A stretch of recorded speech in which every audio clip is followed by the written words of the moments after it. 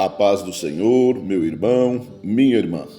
Espero que você esteja bem e que o Espírito Santo, como sempre, permaneça aí com você, te ajudando, te auxiliando, te guiando em toda a verdade, te ajudando no processo de santificação, consolando você, intercedendo por você, impulsionando você a entender a palavra de Deus, a entender as Escrituras Sagradas e assim crescer nesse processo de santificação que nós chamamos de segunda etapa da salvação.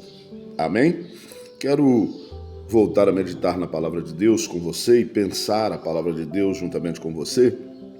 E adotei aqui um título para a mensagem deste dia: A Agenda do Reino, a Missio Dei. Há um tempo determinado para todas as coisas. E eu quero tomar como base, quero tomar como alicerce, como ponto de partida, guia para a nossa meditação de hoje, um texto que está na primeira carta que o apóstolo Pedro escreve à igreja.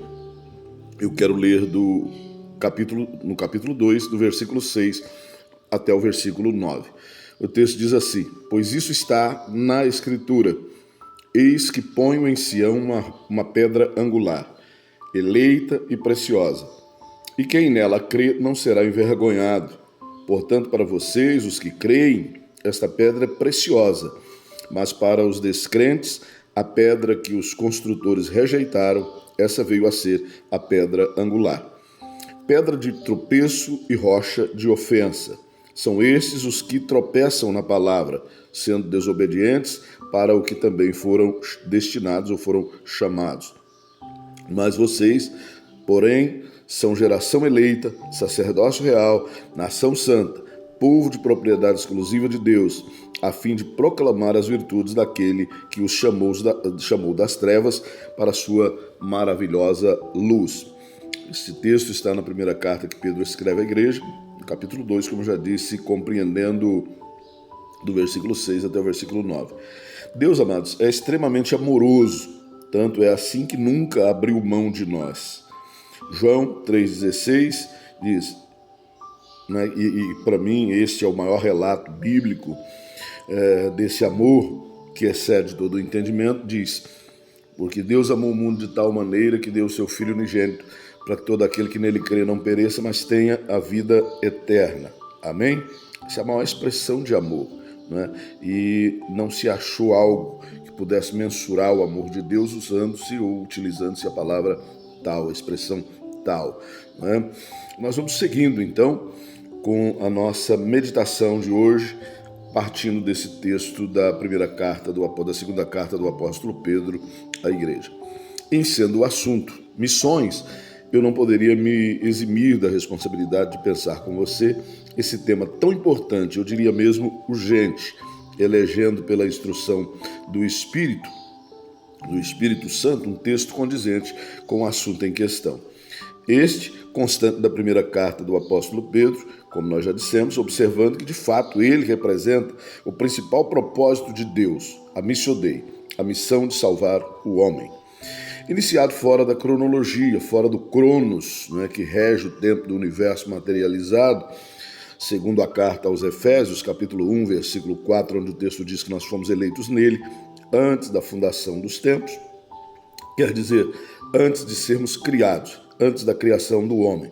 Não quero aqui nem entrar nas designais da compreensão científica grega para o tempo nos seus universos, para que nós não percamos tempo, né? O que cada nomenclatura representaria, né? Como Kairos, Aion, além do Cronos, mais comumente ou mais corriqueiramente ouvido por todos nós. No período histórico, no período cronológico, isto é reforçado ali no Gênesis, capítulo 3, versículo 15, quando o pecado entra no mundo e pelo fato da queda do homem, a promessa do Messias Redentor. Finalidade pela qual nós fomos feitos nação para o Senhor. Combater a cultura do mundo, combater contra o pecado, combater a nossa natureza adquirida por causa da desobediência, né? E agora eleitos, santificados e feitos nação para combater em favor da restauração da cultura do reino no homem. A Missio Dei, O firme propósito de Deus de salvar o homem tem eco na eternidade. E o Messias, apregoado nas escrituras veterotestamentárias e humanizado, né, nas neotestamentárias, revela para a humanidade o caráter missionário de Deus e, por consequência, da sua natureza de Pai, repassado à igreja, ou a nós em Cristo, filhos. Amém? Logo nós, honrosamente, somos chamados a integrar esse corpo missionário que é o corpo de Cristo. Mas não vejo a igreja muito consciente disso, né? Não vejo e não percebo a igreja muito interessada nisso. Talvez seja a expressão mais apropriada, esta seja a expressão mais correta, né, para essa realidade que nós contemplamos agora.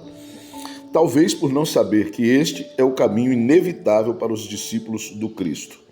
A Bíblia Nova Almeida atualizada, em João capítulo 20, versículo 21, parte B, diz assim: assim como o Pai me enviou, eu também envio vocês. Nós temos uma missão. Não é? A exemplo da Missio Dei, a exemplo da missão do Senhor de salvar, de resgatar a alma do homem, nós fomos incumbidos, nós fomos agregados, né, nesta missão e chamados para tal, formados como nação, justamente para esta finalidade. O que, no entanto, tem acontecido nesse tempo histórico é a inversão dos papéis.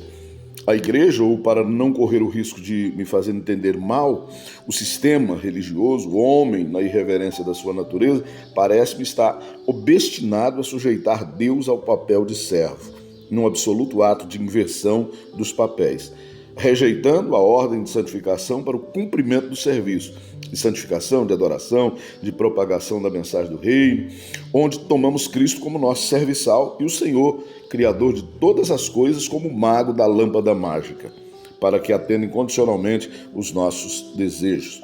E o Deus da Bíblia, ele não está a serviço de ninguém.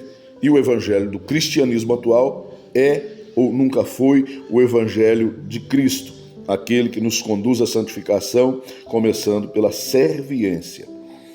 Indo um pouco além desta observação, o pastor Enoque Vieira enfatiza que a organização tem privatizado a Deus, tem feito de Deus um Deus particular, comprometendo assim a agenda do reino e o desenvolvimento do organismo que é a igreja espiritual, que é a igreja de Cristo. Há um processo corrente, com tempo pré-estabelecido, no qual eu e você temos imensa responsabilidade, porque nós fomos feitos povo comissionado, com o dever de anunciar o reino. No curso da agenda do reino, estamos cometendo as mesmas graves falhas que Israel cometeu. Posto na terra, ordenado a desarraigar o povo local, a cultura pagã, não fez nada disto. Antes absorveu, não é, a cultura circundante, a cultura adjacente, não é, e ali se estabeleceu. A ordem era para conquistar, para entrar, conquistar, santificar, possuir a terra. Eles entraram, nunca conquistaram totalmente, nunca conquistaram 100%, não santificaram jamais, não é? Portanto, assim, não possuiu segundo as dimensões da ordem divina.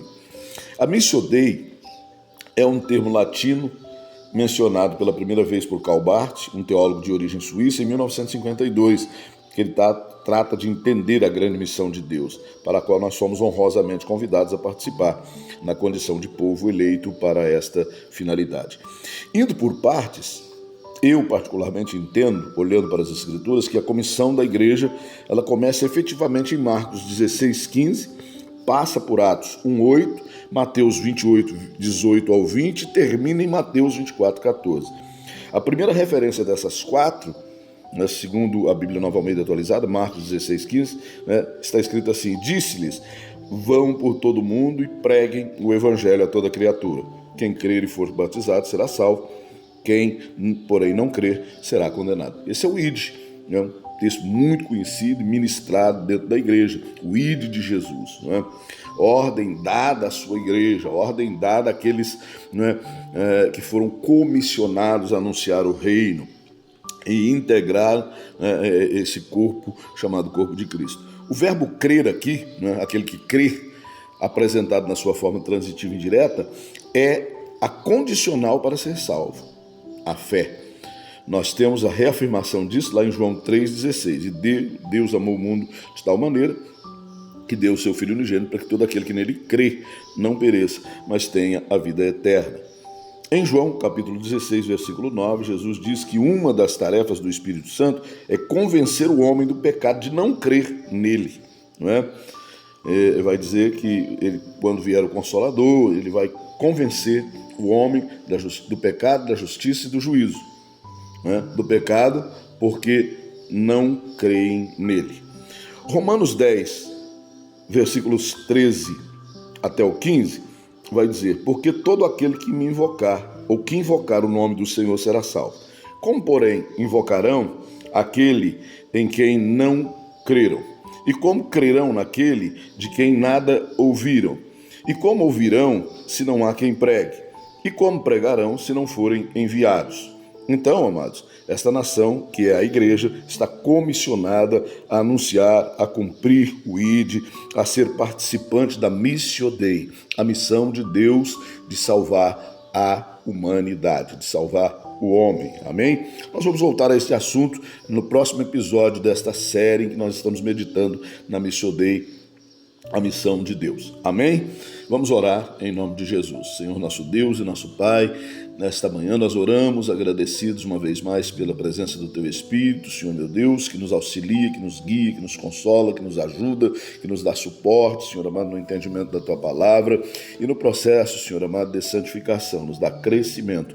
Pai, em nome de Jesus, obrigado. Obrigado por cada alma que através desses canais tem acessado, tem buscado conhecimento de Ti, ó Pai, e tem encontrado respaldo. Pai, em nome de Jesus, nós agradecemos nesta manhã pelo dom da vida. Amém.